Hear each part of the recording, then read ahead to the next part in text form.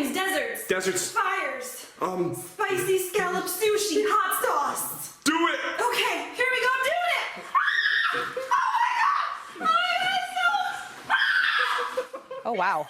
Oh, wow, I sense it's cold in that tub. Hey, it's been a recovery staple for athletes for decades, but over just the past few months, more and more, quote unquote, regular people are giving the ice bath craze a try. The reactions vary, but one thing is for sure, it's a shock to the system. So we want to know, does it actually help? That's what we're asking physical therapist Mason Law to answer for us. It's great to meet you, great to have you.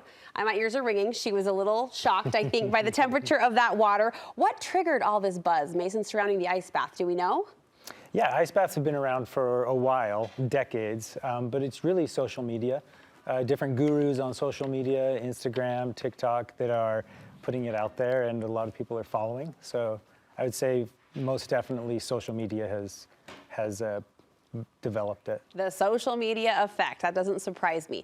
Most commonly, or previously I should say, seems to have been reserved for athletes, right? They use this in recovery. Is that beneficial?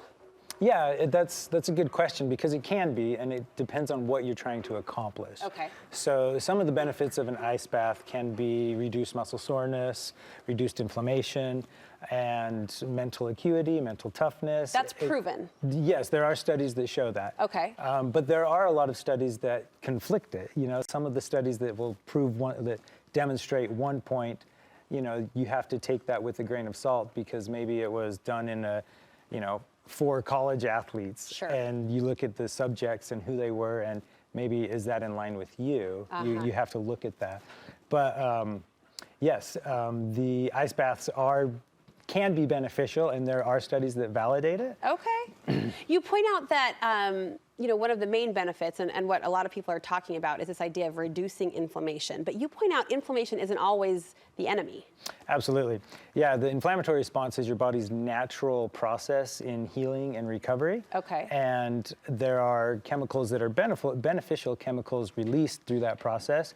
And so while you are decreasing inflammation, that might actually not be what you want for some muscle gains. If you have done a really hard workout, your body is signaling the response to create more muscle tissue. Okay, that's interesting. So if I'm a hardcore cyclist and I need to get ready for a race that's coming quickly after another race, I might ice bath to get my body ready to go. But if I'm an average person that just had a great workout at the gym, that might not be the best time to dunk myself in an ice bath? Yeah, it kind of depends on what you're going to be doing after that. If you are going to be doing a heavy workout the next day, maybe you want to be fresh for that one. Okay. But if you have, you know, reserve the ice baths for certain times. Anything the average person, if I'm not an athlete, I don't have a big race coming up or a hard workout around the corner, what should the average person keep in mind if they want to try this at home? Well, yeah, I think if you have any question, maybe ask your doctor. Well, for sure, ask your doctor. Sure. If you have any underlying health condition, such as neuropathy, where you don't have full sensation, that would be a concern. Cardiovascular disease. If you have, there's conditions where you're hypersensitive to the cold, such as Raynaud's disease. Okay. Maybe these type of conditions, you would want to discuss it with your physician and see if that's appropriate or not. Sure, sure. Do I have to stay in for a certain amount of time to get those benefits you described?